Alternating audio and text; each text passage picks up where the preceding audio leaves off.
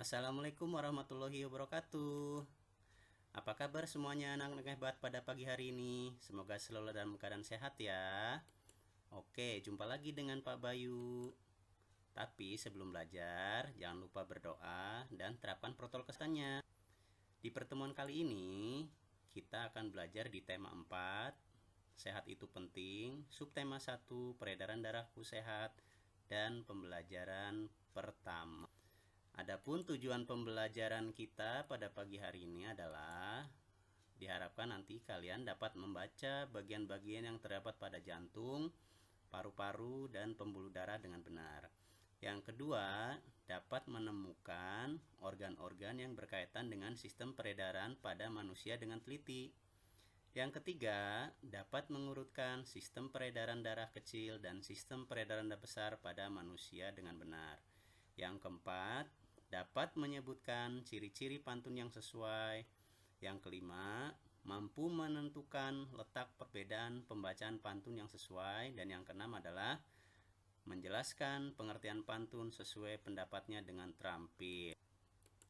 Oke, yang pertama, perhatikan dulu ya gambar berikut ini. Kira-kira apa yang sedang terjadi dengan Bapak ini? Ya, tepat sekali. Bapak ini merasakan sakit di bagian jantung atau Bapak ini terkena serangan jantung.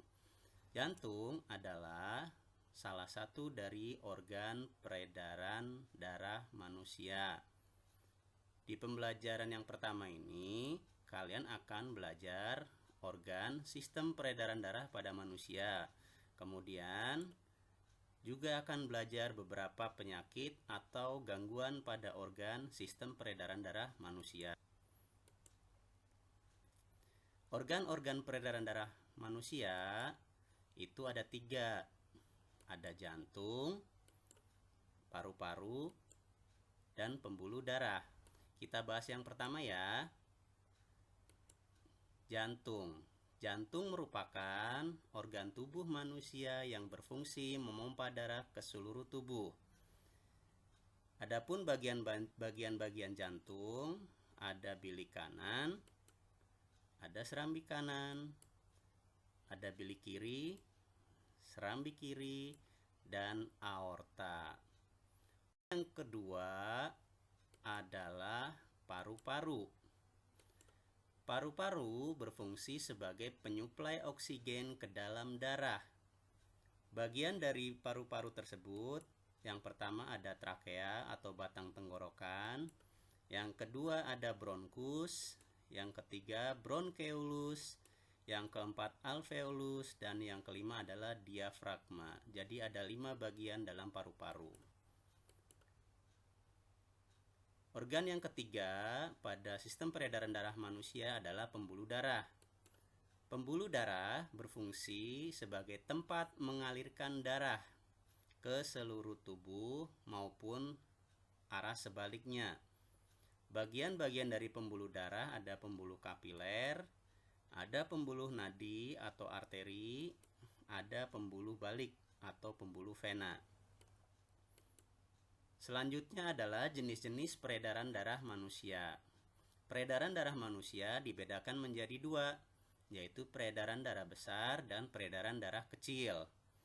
Peredaran darah besar itu arahnya adalah dari jantung ke seluruh tubuh, kemudian kembali lagi ke jantung. Sedangkan peredaran darah kecil dimulai dari jantung, paru-paru, dan kembali lagi ke jantung. Susunan atau urutan peredaran darah besar dimulai dari bilik kiri. Dari bilik kiri, darah dialirkan menuju aorta. Setelah dari aorta, darah akan menuju arteri dan selanjutnya akan diedarkan ke seluruh tubuh. Dari seluruh tubuh akan diedarkan kembali ke pembuluh vena. Dari pembuluh vena akan masuk lagi ke jantung di serambi kanan. Ya, jadi rute dari peredaran darah besar adalah jantung, seluruh tubuh, kembali lagi ke jantung.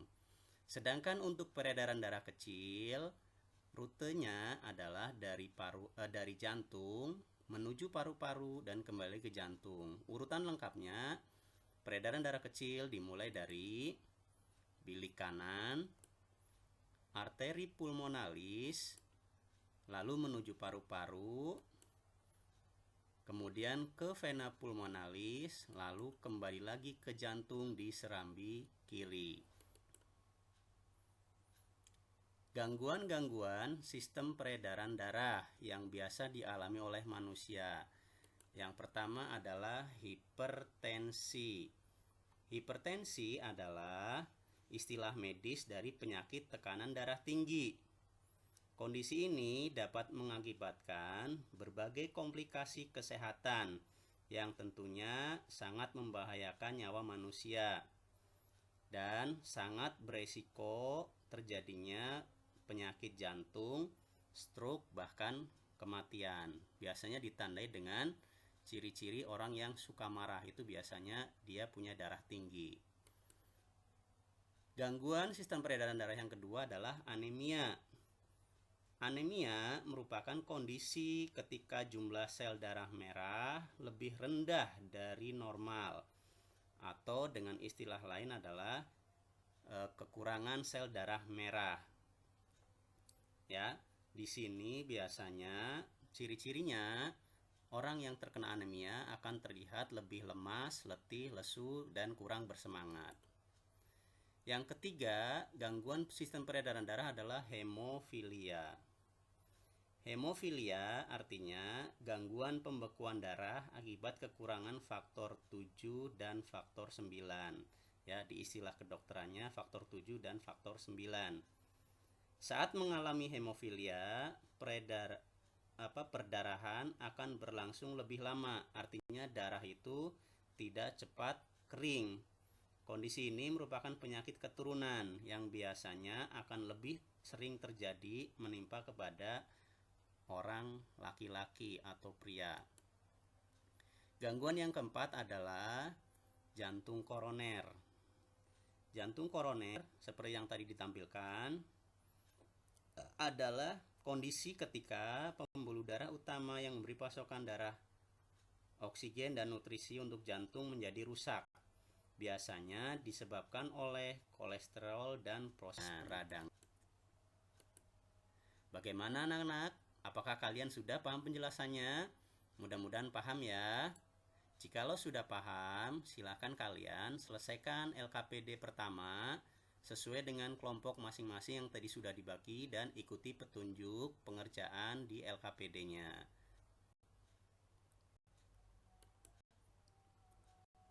Kita lanjut yang kedua ya. Tadi kalian sudah presentasi tentang LKPD yang ada di sistem peredaran darah. Nah, pembelajaran berikutnya kalian tebak dulu nih, siapakah aku? Aku adalah sebuah kalimat. Aku bisa berupa nasihat, jenaka, dan sedih. Aku selalu dibaca oleh tokoh ini. Ini tokohnya, ya, Jarjit. Kalau suka nonton Upin Ipin, kalian pasti tahu.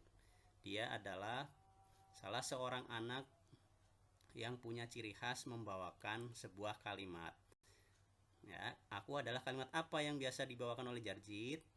Aku adalah kalimat, ya, kalimat pun. Pantun adalah suatu karya sastra lama yang sudah ada sejak dahulu karena sudah diwariskan dari para leluhurnya. Pantun pada zaman dahulu digunakan untuk menghibur dan memberikan amanat pada semua orang. Pantun tidak diketahui oleh siapa pengarangnya, sehingga pantun dapat disampaikan melalui mulut ke mulut. Adapun ciri-ciri pantun yang pertama, satu bait pantun terdiri atas 4 baris. Satu baris pantun terdiri atas 8-12 suku kata. Yang ketiga, dalam satu bait itu memiliki sajak ABAB. Yang keempat, baris pertama dan baris kedua dinamakan sampiran, dan baris ketiga dan baris keempat dinamakan isi. Bagaimana anak-anak penjelasan singkat dari Bapak tadi? Apakah kalian sudah paham? Mudah-mudahan paham ya. Jikalau sudah paham, seperti biasa, selesaikan LKPD kedua sesuai dengan kelompok masing-masing dan ikuti petunjuk pengerjaan LKPD-nya. Angin-angin ikan sepat. Angin-angin ikan gabus.